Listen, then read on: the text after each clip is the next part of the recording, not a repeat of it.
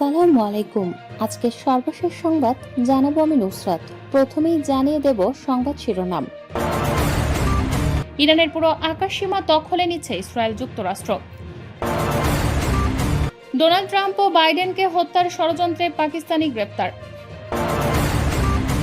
Israel ও মার্কিন ঘাঁটিতে ক্ষেপণাস্ত্র হামলা ইরানের। মধ্যপ্রাচ্যের বিভিন্ন দেশে ইরানের অতর্কিত হামলা।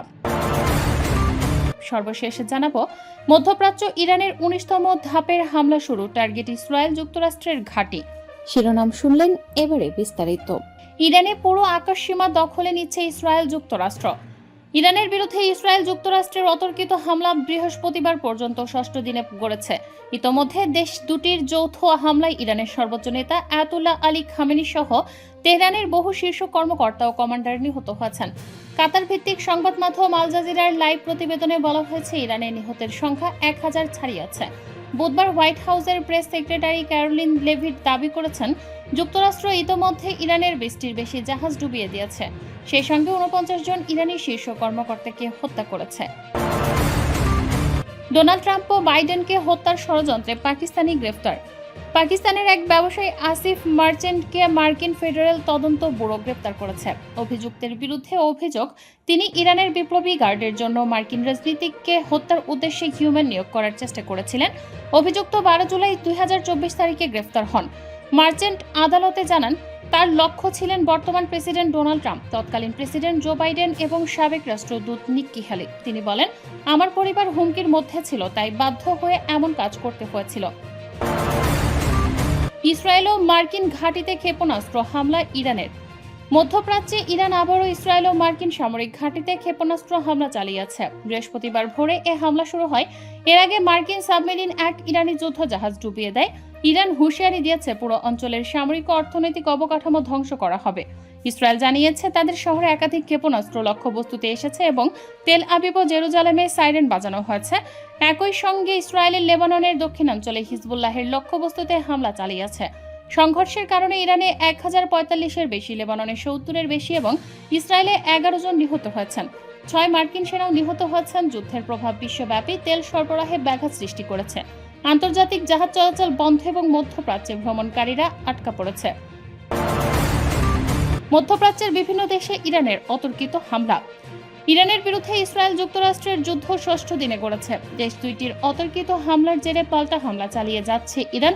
বিশেষ করে মধ্যপ্রাচ্যে মার্কিন ঘাঁটিও ইসরায়েলকে লক্ষ্য করে দফায় দফায় মিসাইল ছুড়েছে তেহরান। তাদের এসব হামলা ঠেকাতে মধ্যপ্রাচ্যের দেশগুলো অনেকটা হিমশিম খাচ্ছে। বিবিসির লাইভ প্রতিবেদনে বলা হয়েছে, লেবানন, সংযুক্ত আরব আমিরাত সহ মধ্যপ্রাচ্যের দেশগুলোয় ছড়িয়ে পড়েছে ইরান যুক্তরাষ্ট্র ইসরায়েলের মধ্যকার যুদ্ধের ব্যাপকতা। যুক্তরাষ্ট্র ভিত্তিক হিউম্যান রাইটস নিউজ এজেন্সি জানিয়েছে, যুদ্ধ শুরু হওয়ার পর থেকে ৩ মার্চ পর্যন্ত ১,০০০ জনেরও বেশি বেসামরিক নাগরিকের মৃত্যু হয়েছে। খবরে বলা হয়েছে, সংযুক্ত আরব আমিরাতের ফুজাইরা বন্দরে ইরানি হামলার পর জ্বালানি ডিপোর কাছে আগুন ধরেছে। পরবর্তী সময় কালো ধোঁয়ার কুণ্ডলী আকাশে উঠতে দেখা গেছে। ইরানে ঢুকেছে হাজার হাজার কুর্দি যোদ্ধা। সরকার পতনে স্থল অভিযান শুরু। ইরানে ঢুকেছে হাজার হাজার কুর্দি যোদ্ধা। এদিকে বৃহস্পতিবার ৩টি ইরানি ক্রুজ ক্ষেপণাস্ত্র প্রতিহত করা হচ্ছে বলে জানিয়েছে সৌদি আরব। সামাজিক যোগাযোগ মাধ্যমে দেশটির প্রতিরক্ষা মন্ত্রণালয় এক পোস্টে জানিয়েছে, ৩টি ক্রুজ ক্ষেপণাস্ত্র প্রতিহত করার পর আল খরচ শহরের বাইরে সেগুলো ধ্বংস করা হয়েছে। মধ্যপ্রাচ্যে ইরানের ১৯তম ধাপের হামলা শুরু, টার্গেট ইসরায়েল যুক্তরাষ্ট্রের ঘাঁটি। ইসরায়েল ও যুক্তরাষ্ট্রের সামরিক স্থাপনা ও কৌশলগত ঘাঁটিগুলোকে লক্ষ্য করে ১৯তম ধাপের ব্যাপক ও বড় মাত্রায় হামলা শুরু করেছে ইরান। দেশটির আধা সরকারি সংবাদ সংস্থা তাসনিমের বরাতে আল জাজিরার এক প্রতিবেদনে জানানো হয়েছে, ইরানের ইসলামী রেভলিউশনারি গার্ড কোর বৃহস্পতিবার ৫ মার্চ সকাল থেকে সমন্বিত ক্ষেপণাস্ত্র ড্রোন অভিযান পরিচালনা করছে। এই অভিযানে ইরান তাদের নিজস্ব প্রযুক্তিতে তৈরি গত বছরের তুলনায় অনেক বেশি উন্নত ও শক্তিশালী ক্ষেপণাস্ত্র ব্যবহার করছে বলে দাবি করেছে। আইআরজিসি জানিয়েছে, তাদের এই ধারাবাহিক হামলায় লক্ষ্যবস্তুতে আঘাত হানার সংখ্যা ও নিখুঁত লক্ষ্যভেদের ক্ষমতা শত্রুপক্ষের ধারণাকেও ছাড়িয়ে গেছে। হামলার তীব্রতা এবং স্থায়িত্ব নিয়ে হুঁশিয়ারি দিয়ে আইআরজিসির মুখপাত্র জেনারেল আলী মোহাম্মদ নাইয়েনি বলেন, ইরানের এই প্রতিশোধমূলক হামলা আগের যে কোনো যুদ্ধের তুলনায় আরও বিধ্বংসী ও ধারাবাহিক হবে। তিনি আরও সতর্ক করে বলেন, শত্রুদের জন্য সামনে আরও কঠিন সময় অপেক্ষা করছে।